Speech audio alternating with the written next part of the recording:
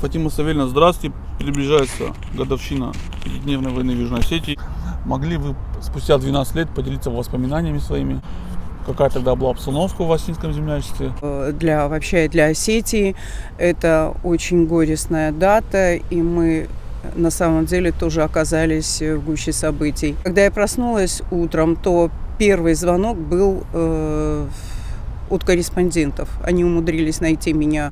Тут и началось. Мы только тогда и узнали, что началась война в Южной Осетии. Это тяжелое время, было непонятно, кто чем должен заниматься. И мы решили взять на себя обязанность сбора вот этой гуманитарной помощи, которая началась именно вот 6 числа и до все 6 дней.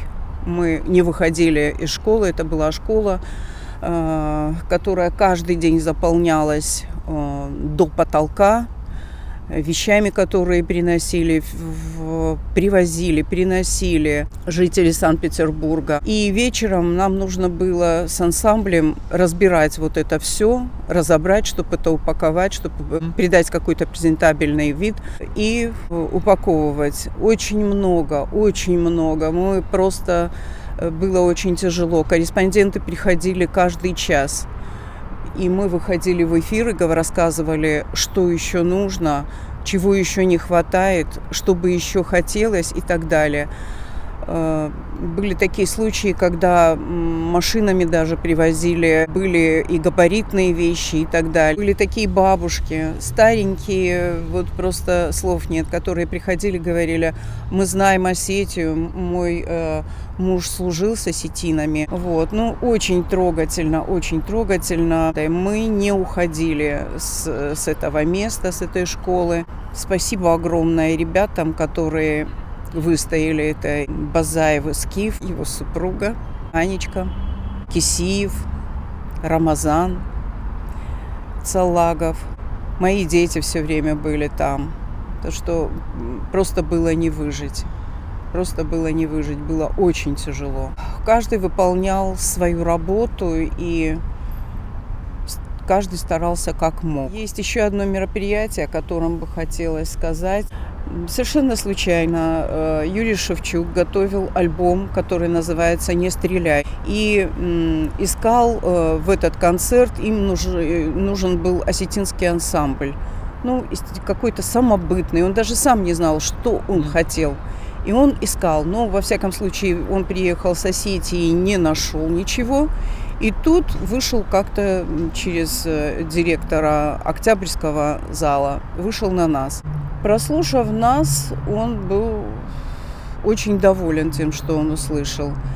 И мы тогда уже приняли участие. Работать с этим коллективом было одно удовольствие. Это просто профессиональнейший коллектив. Каждый человек знает свое дело. А вот когда наша музыка зазвучала на всех инструментах, мы были вообще в восторге. В этом концерте приняли участие не только мы, там были еще и грузины, и были еще украинцы. То есть всех, кого коснулась война, он пригласил в свой концерт. Мы дали 2 концерта, один в Москве, а второй был здесь, в СКК.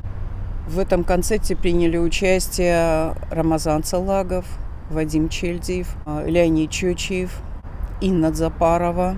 Спасибо большое Юрию Шевчуку и его команде, что пригласили нас в этот концерт.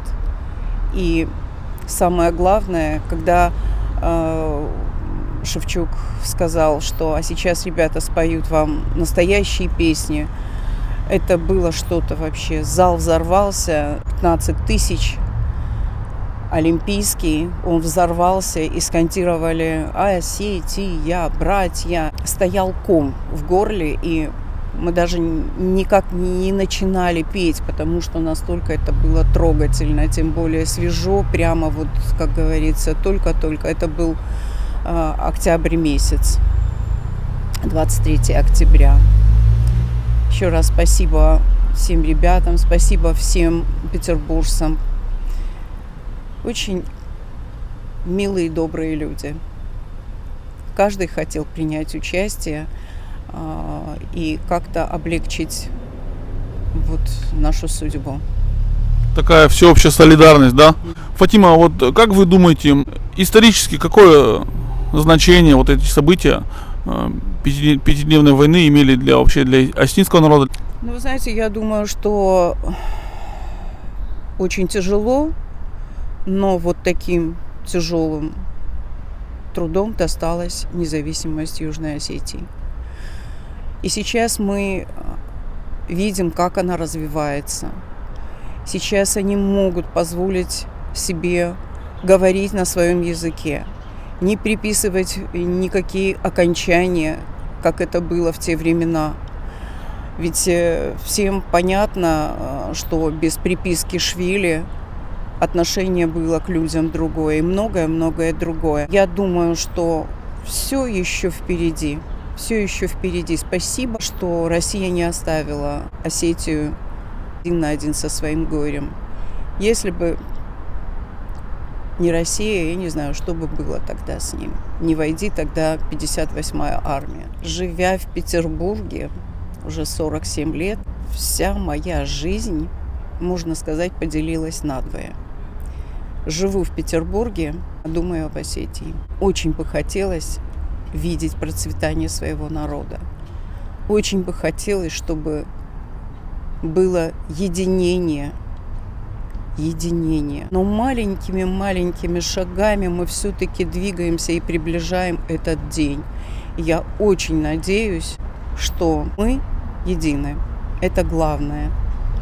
И чтобы никто не посмел больше поднять руку на Осетию.